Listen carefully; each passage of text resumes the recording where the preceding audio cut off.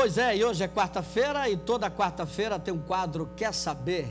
E eu estou recebendo aqui o infectologista Dr. Gustavo Cunha, está sempre com a gente aqui. Eu falava agora há pouco a respeito da Zika vírus, né? O que está preocupando muita gente por aí. Doutor, boa tarde, bom tê-lo aqui no programa. Boa tarde, mais uma vez, boa tarde a todos. Bom, e com todo respeito, eu falei agora do Vasco da Gama, ele é torcedor do Bahia, né? Ele falou, Tom, e o meu Bahia? Tá até com as cores do Bahia aí, né? A camisa com as cores do Bahia. Também sou torcedor do Bahia. Forte abraço, doutor, parabéns. Vamos falar então da Zika vírus, né?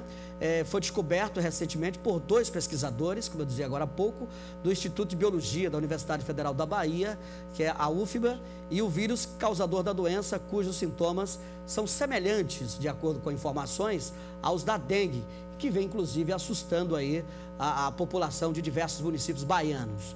Doutor, o Zika vírus, ele é transmitido pelos mosquitos Aedes aegypti e além de outros mosquitos também. A pergunta é o seguinte: esta é a primeira vez que o Zika vírus é identificado aqui no Brasil e veio realmente nesse período da Copa do Mundo ou não? Bem, o Zika vírus, ele não só no Brasil, mas também na América do Sul, é a primeira vez que é identificado. Esse vírus ele foi isolado pela primeira vez no ano de 1940 na África e também em alguns países da Ásia. E no ano de 2007, esse vírus foi pela primeira vez identificado fora desse eixo na Oceania. Agora, em 2015, ele é identificado numa amostra de soros de pacientes de camaçaria aqui na Bahia, e isso acontece pela primeira vez no Brasil e na América do Sul. Bom, o Zika vírus é muitas vezes confundido com a dengue também, né? Sim. Só voltando à sua pergunta anterior, a questão da Copa do Mundo, sim.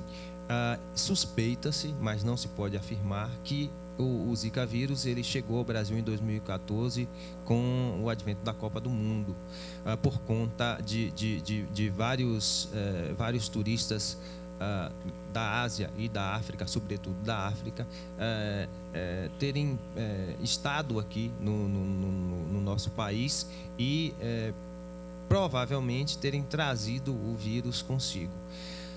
A outra pergunta que você faz é exatamente sobre o Zika vírus, é muitas vezes confundido com a dengue. Qual é a diferença entre dengue e Zika vírus? Então, quando o paciente apresenta aquelas manifestações, as manchas vermelhas na pele, a primeira coisa que se pensa é em dengue, depois se pensou em chikungunya. Exato.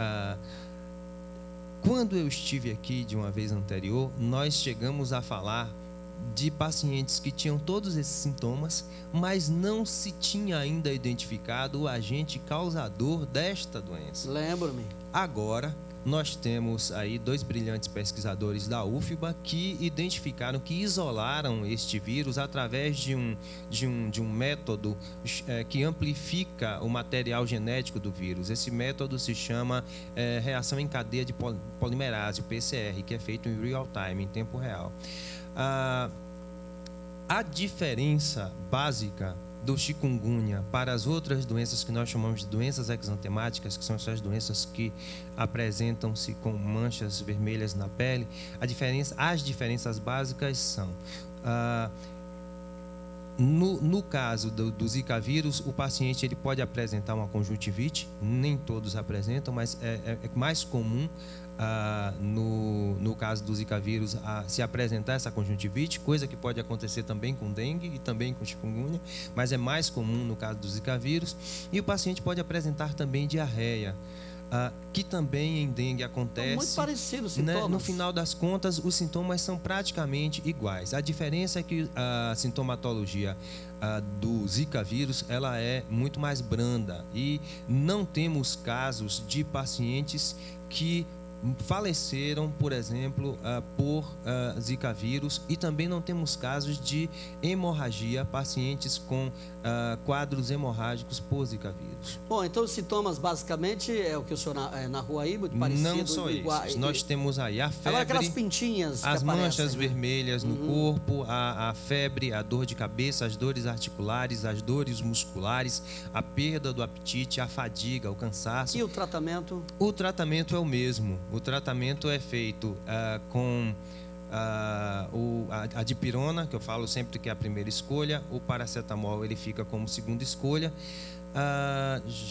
Se você for olhar, inclusive, na internet, e a mídia também fala, usa paracetamol. Paracetamol, no primeiro momento, em caso de dengue, nós usamos o paracetamol como primeira escolha. Mas, como no caso de dengue especificamente, o paciente ele pode ter uma hepatite secundária à dengue, e paracetamol pode causar hepatite medicamentosa, então nós evitamos os dois fatores causadores de hepatite. Então tiramos o paracetamol e optamos pela dipirona como primeira escolha. Se o paciente for alérgico, aí a gente vai para o paracetamol.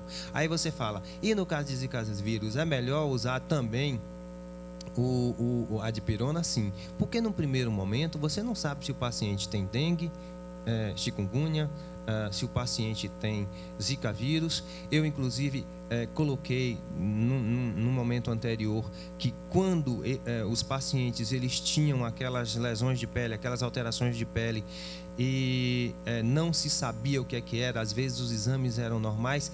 Eu tive 3 pacientes que tiveram mononucleose infecciosa nesse período.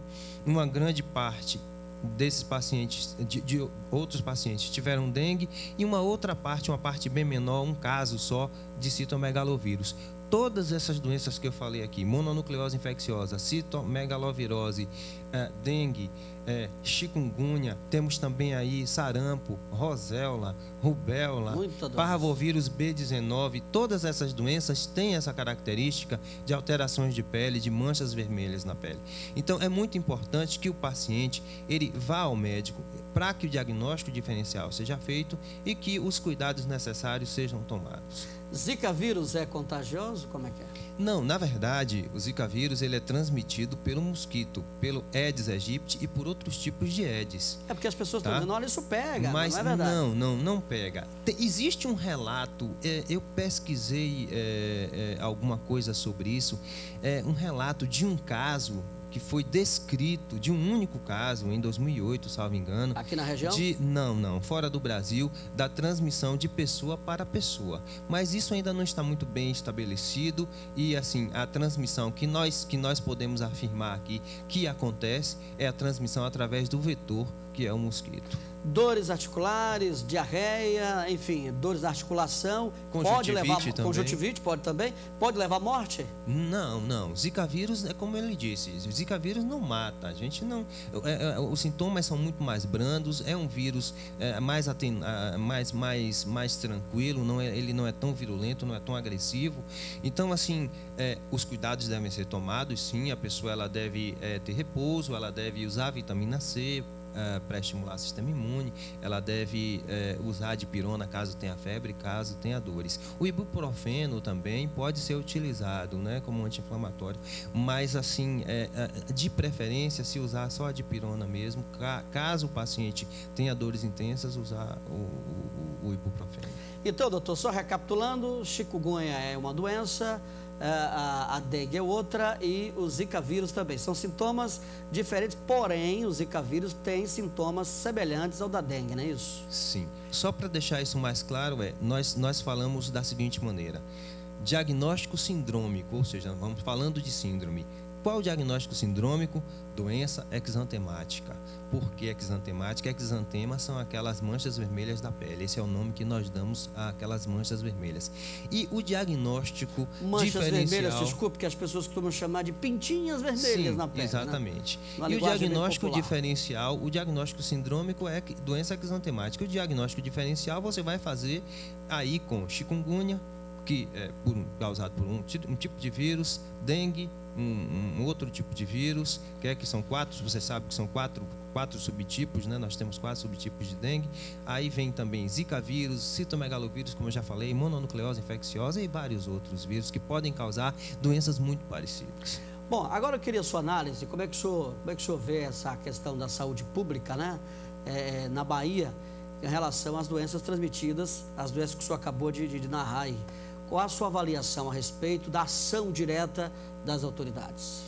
Então, eu já disse isso uma vez e vou dizer de novo. As autoridades, elas têm a sua parcela de responsabilidade sobre essa questão. Mas, mais do que isso, nós individualmente, cada um de nós, temos que ser responsáveis pela nossa saúde coletiva. No momento em que você deixa a água parada e diz, só a minha não tem problema, no momento em que você vê o terreno baldio do seu lado com água parada também e diz, tá lá, não vou nem mexer, nem vou avisar, você está sendo corresponsável pelas epidemias que nós já tivemos e que porventura possamos ter aí no futuro. Agora as pessoas estão dizendo assim, olha, o infectologista, o doutor está dizendo que a gente tem que procurar um médico. As unidades de saúde estão lotadíssimas. Claro que isso não é um problema seu, que você não é gestor público, né? Mas elas podem se automedicar? Não, nunca. Na verdade, a automedicação é um fato condenável pelo nosso conselho, e o ideal é que o paciente realmente procure o médico. Por quê?